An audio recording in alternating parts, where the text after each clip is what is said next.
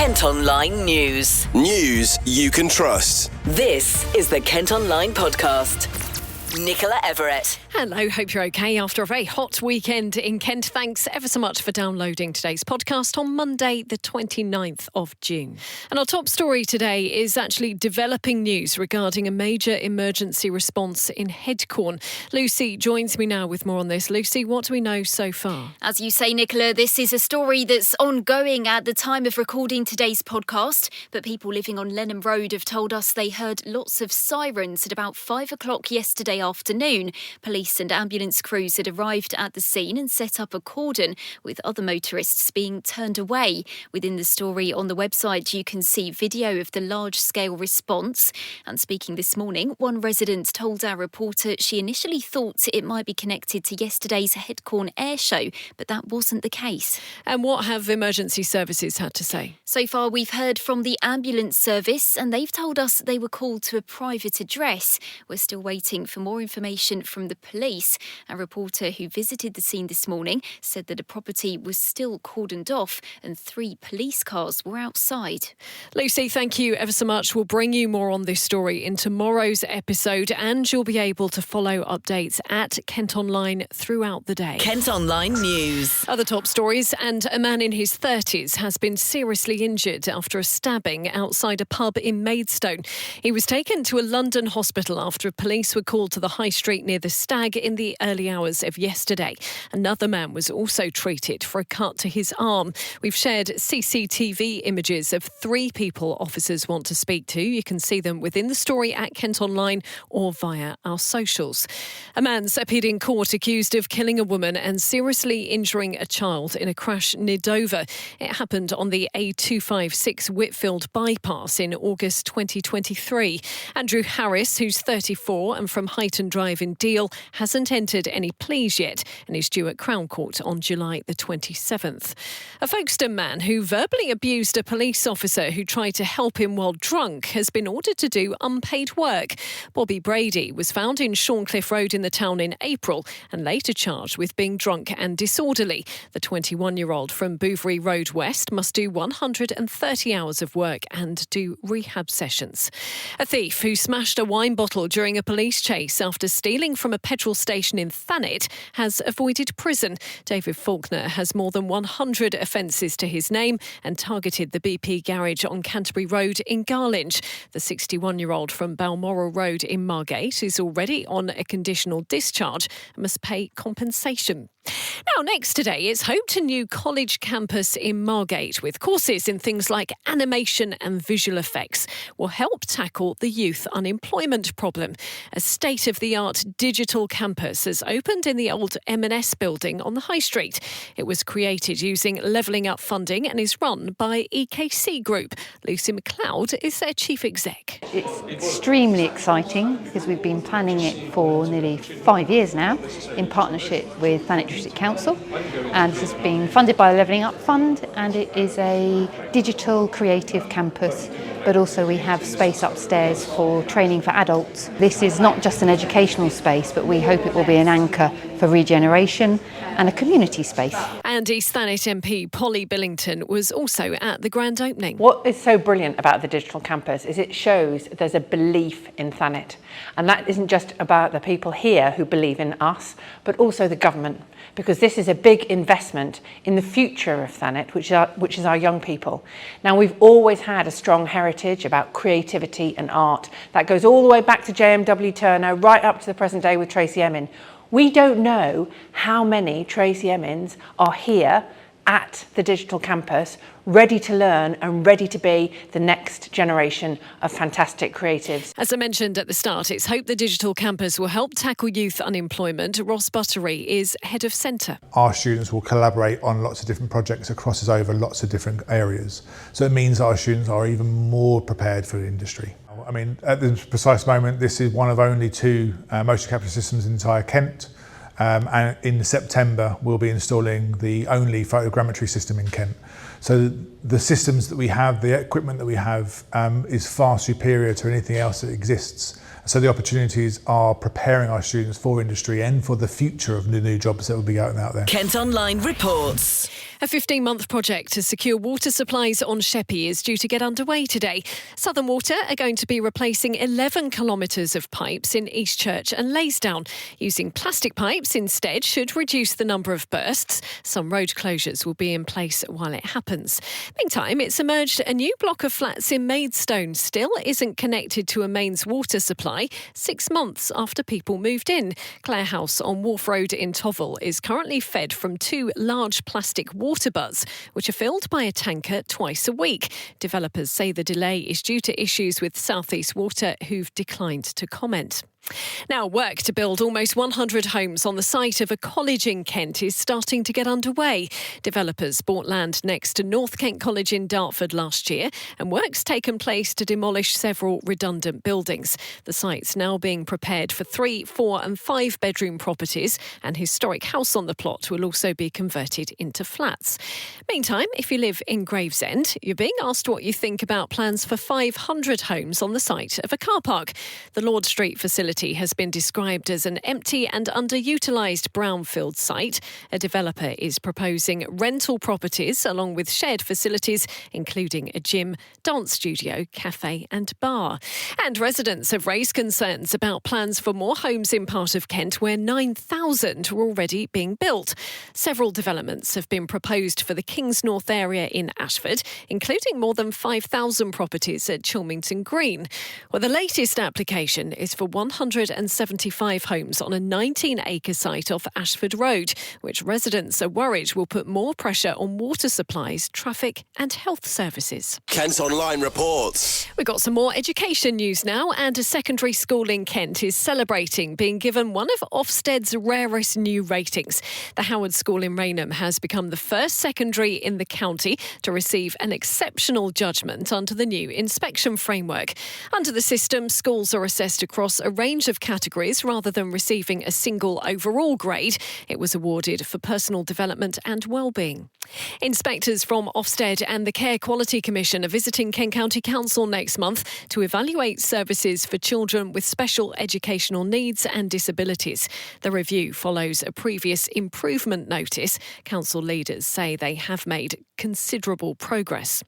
Now, a play based on teenagers' real-life experiences with social media is being performed by students in Canterbury later.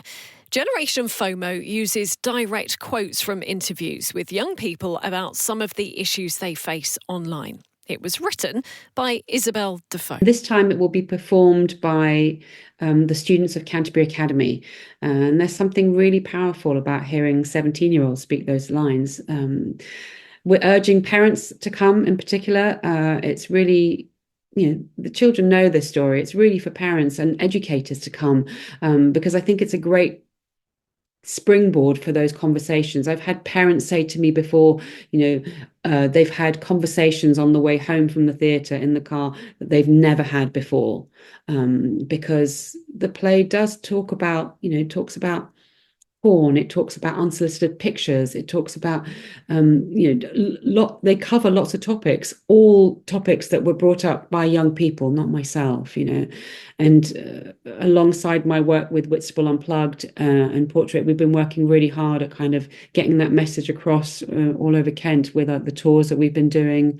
We've been also working with Whitstable Unplugged with creating a pledge with 20 schools now around the Canterbury district.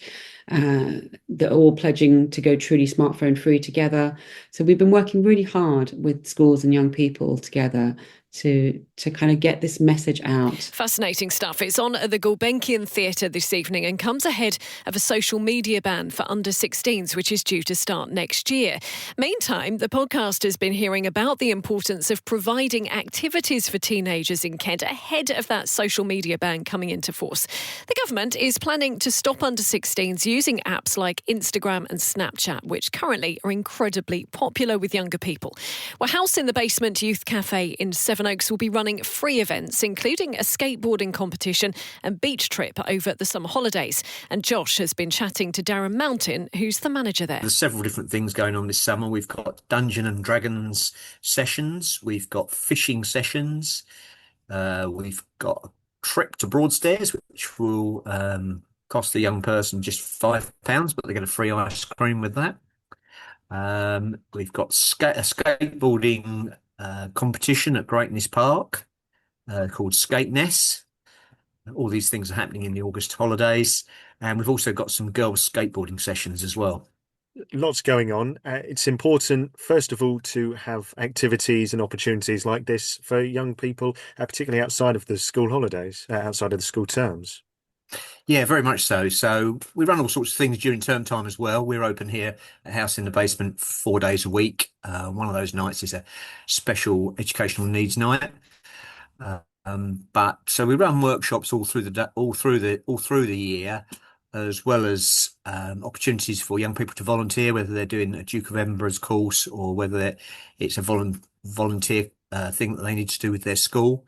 But yeah, especially through the summer holidays, we open longer hours anyway as a youth cafe, but we do offer a number of workshops and a number of trips.